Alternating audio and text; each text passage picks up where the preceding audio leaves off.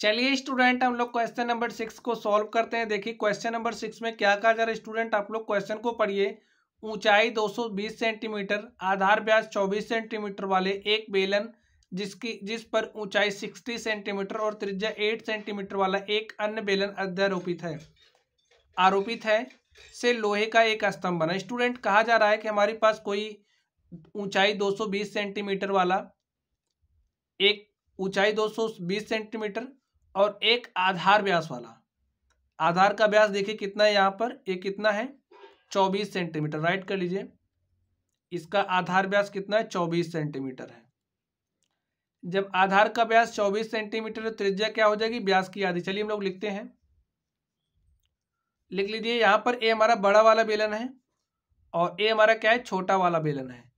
इसकी ऊंचाई कितना दिया यहाँ पर देखिए, ऊंचाई 60 centimetre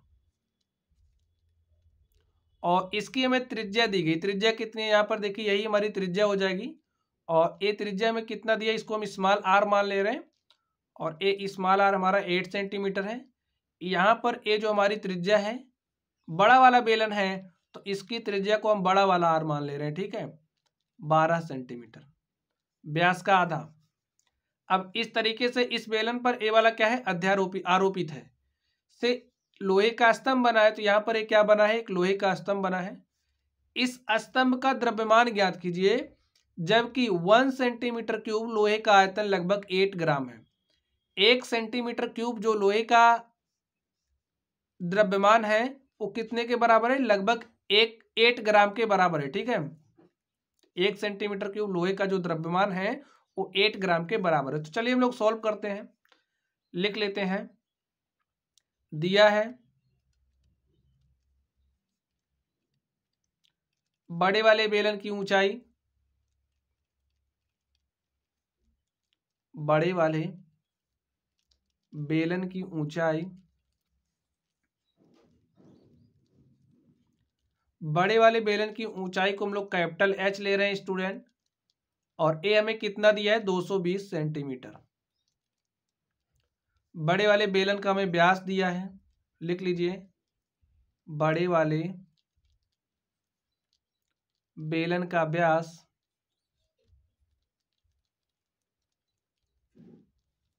D is equal to 24 centimetre. तो ये जो हमारा बड़ा वाला बेलन है की त्रिज्या क्या हो जाएगी, त्रिज्या हमारी व्यास की आधी होती है तो त्रिज्या हमारी D/2, डी का मान कितना है 24, तो यहाँ पर आप 24 लिख दीजिए, 24/2 करेंगे 12 सेंटीमीटर। अब आगे आप लोग देखिए, जो हमारा छोटा वाला बेलन है, छोटे वाले बेलन की ऊंचाई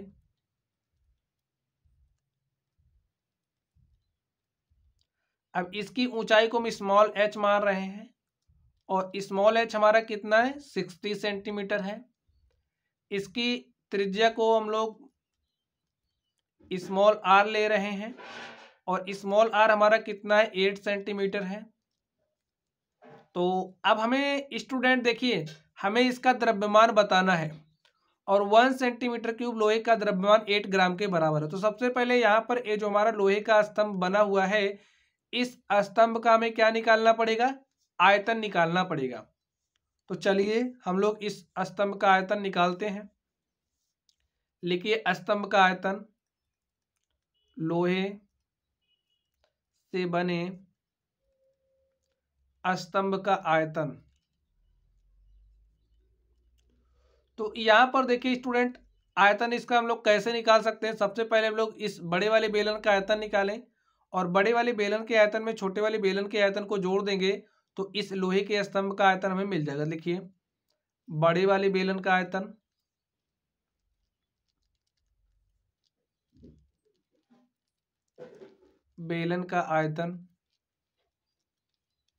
प्लस में क्या हो जाएगा, छोटे वाले बेलन का आयतन।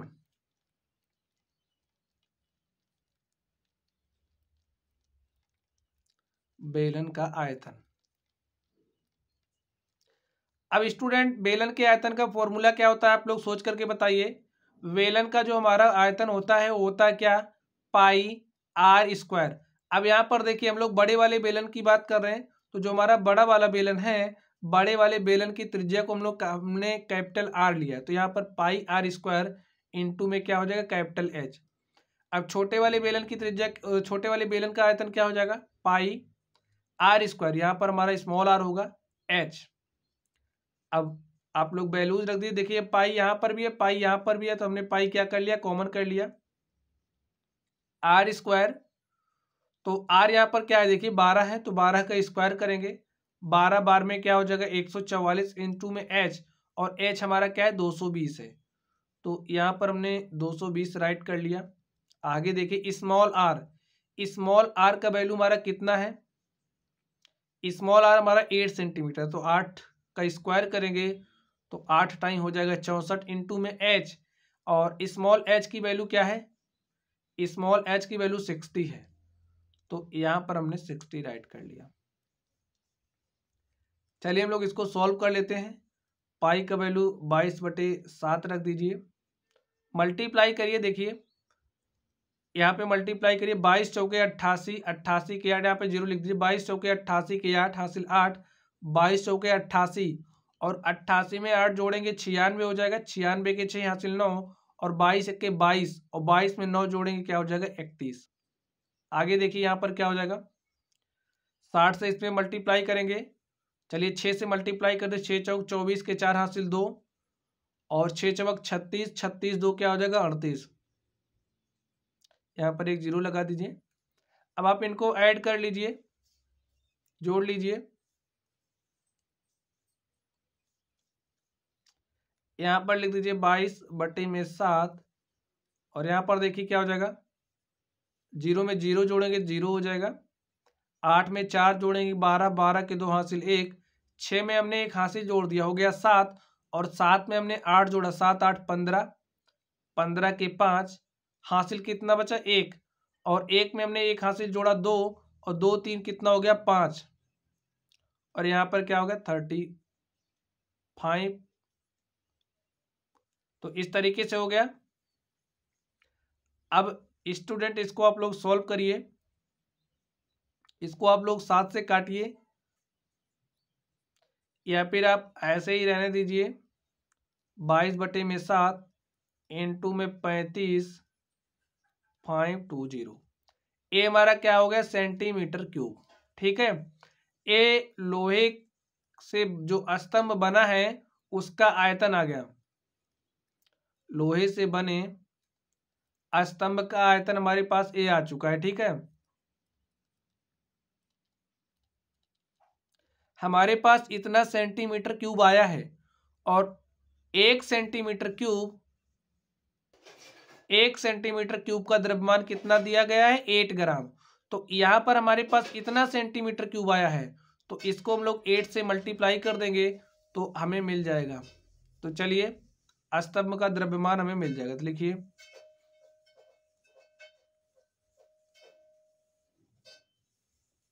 लिखिए स्तंभ का द्रव्यमान,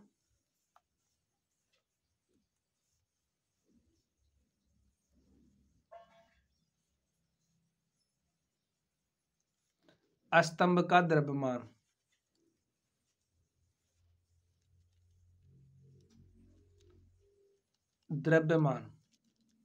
तो स्टूडेंट स्तंभ का द्रव्यमान निकालने के लिए स्तंभ का जो आयतन आया है, स्तंभ का आयतन गुणे हम करेंगे 8 ग्राम, ठीक स्टूडेंट।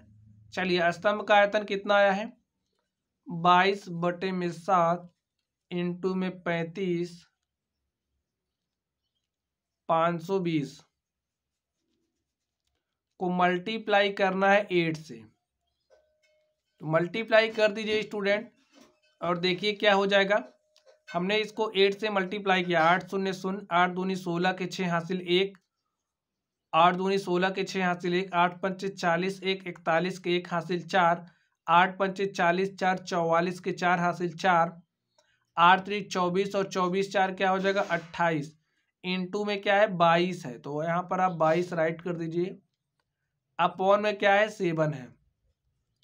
चलिए हम लोग इसको 22 से भी मल्टीप्लाई कर देते हैं, तो 22 से मल्टीप्लाई कर दीजिए, स्टूडेंट देखिए अभी ये हमारा पूरा किसमें ग्राम में है, तो ग्राम से किलोग्राम में बदलने के लिए हमने यहाँ पर क्या किया, इसको 1000 से भाग दे दिया। 1000 से भाग हमने क्यों दिया, लिख लीजिए 1000 से भाग हम क्यों दे रहे हैं, ग्राम से किलोग्राम में बदलने के लिए, ग्राम से किलोग्राम में बदलने के लिए यहां पर हमने क्या किया, 1000 से भाग दे दिया।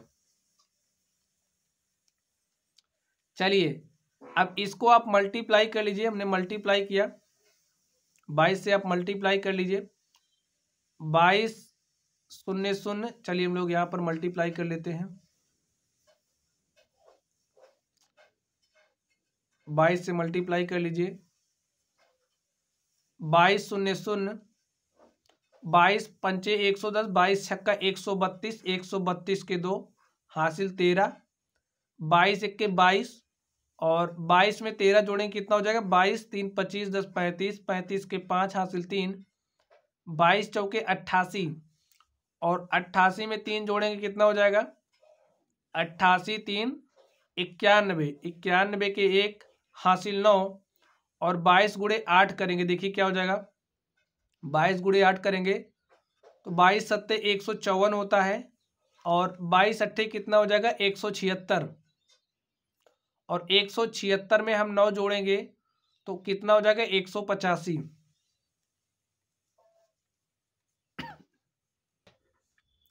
185 के यहाँ पर क्या हो जाएगा 5 और हासिल हमारे पास कितना आ जाएगा 18, 22 दूनी हो जाएगा 44 और 44 में हमें 18 जोड़ना है तो 44 8 52 और 52 10 कितना हो जाएगा 62, इतना हो गया स्टूडेंट हमारे पास।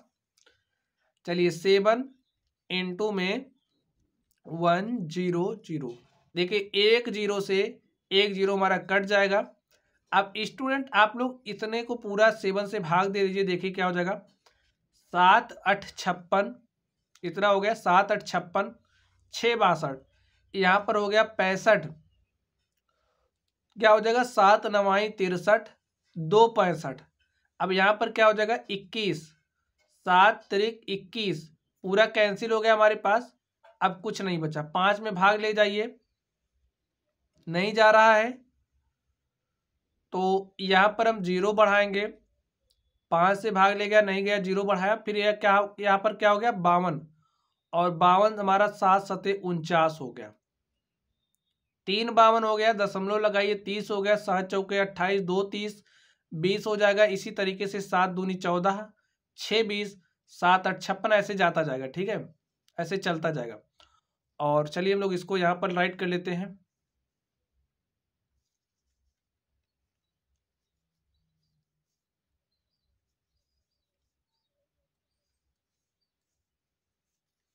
चलिए हम थोड़ा सा इरेज कर देते हैं स्टूडेंट,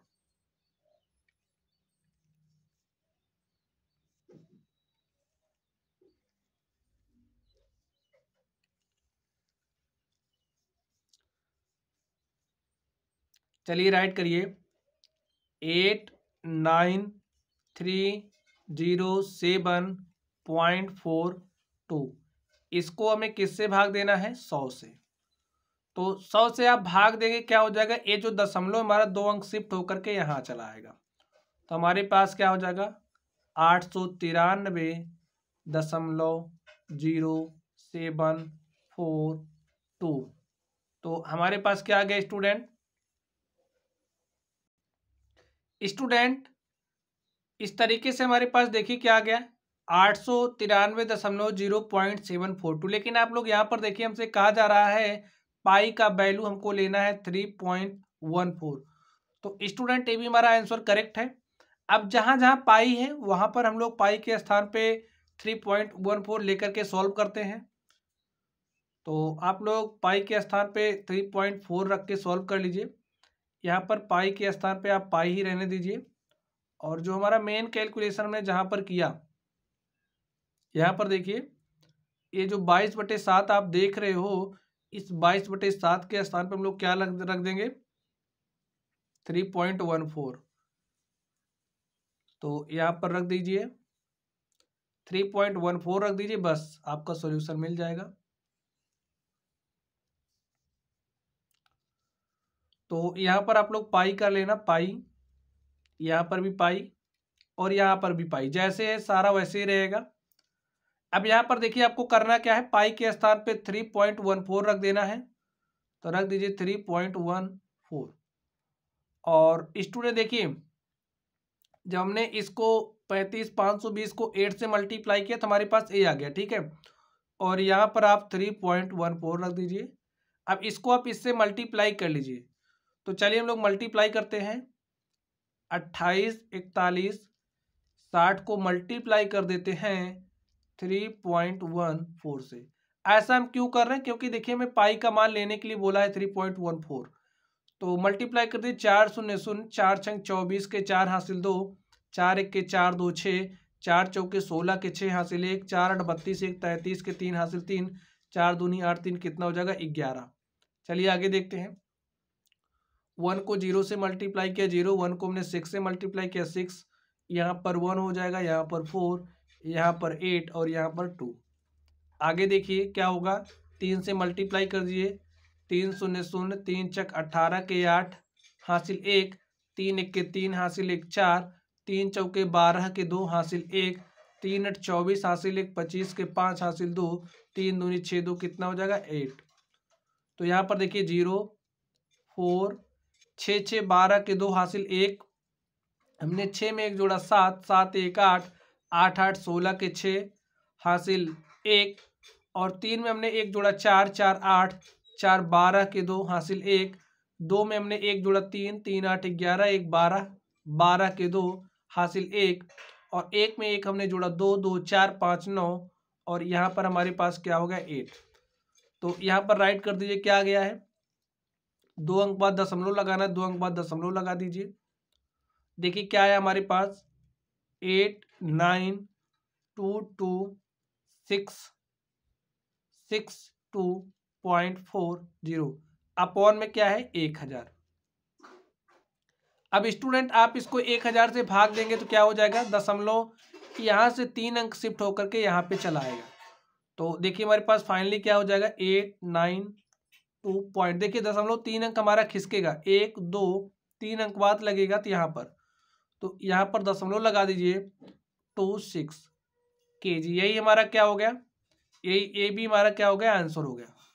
तो आपको जहां जहां पाई है, पाई के स्थान पे 22/7 ना लेकर के 3.14 लेना है, क्योंकि हमें क्वेश्चन में ऐसा करने के लिए कहा गया है। तो स्टूडेंट हमें यही हमारा क्या हो गया, आंसर हो गया। तो माय डियर स्टूडेंट, इस तरीके से हमने इस प्रश्न को सॉल्व किया। तो चलिए आप लोग पढ़ते रहिए, अगर आप लोगों को कोई भी डाउट हो तो आप लोग कमेंट बॉक्स में कमेंट करना। वीडियो पसंद आए तो वीडियो को लाइक कीजिएगा, चैनल पर नए हो तो चैनल को सब्सक्राइब कीजिएगा। तो चलिए स्टूडेंट आप लोग पढ़ते रहिए, थैंक यू।